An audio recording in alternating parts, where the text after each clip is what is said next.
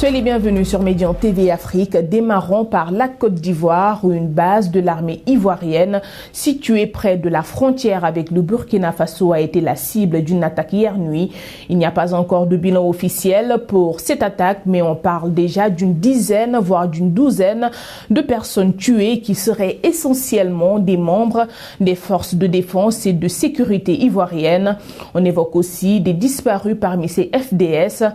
C'est un poste mixte de l'armée et de la gendarmerie qui a donc été attaqué cette nuit à Kafolo. Cette localité est située sur la frontière burkinabé à l'entrée du parc national de la Comoé. C'est dans cette zone que se déroule depuis le mois dernier une opération conjointe ivoiro-burkinabé antiterroriste sur les deux territoires. Notez que c'est une première dans le pays depuis l'attentat de Grand Bassam en 2016. Plus de détails avec notre correspondant à Abidjan, Stéphane Soumaoro.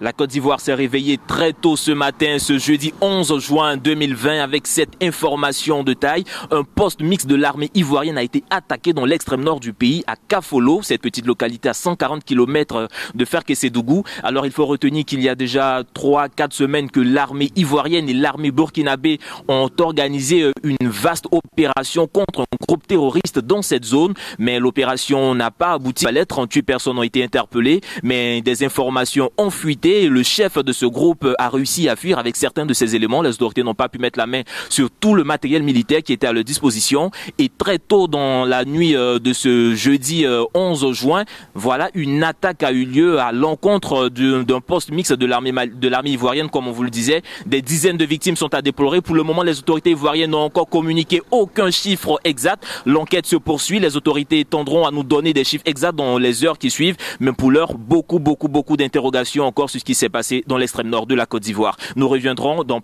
avec plus d'informations dans nos prochaines éditions. Stéphane Soumaoro pour Médian TV, Abidjan.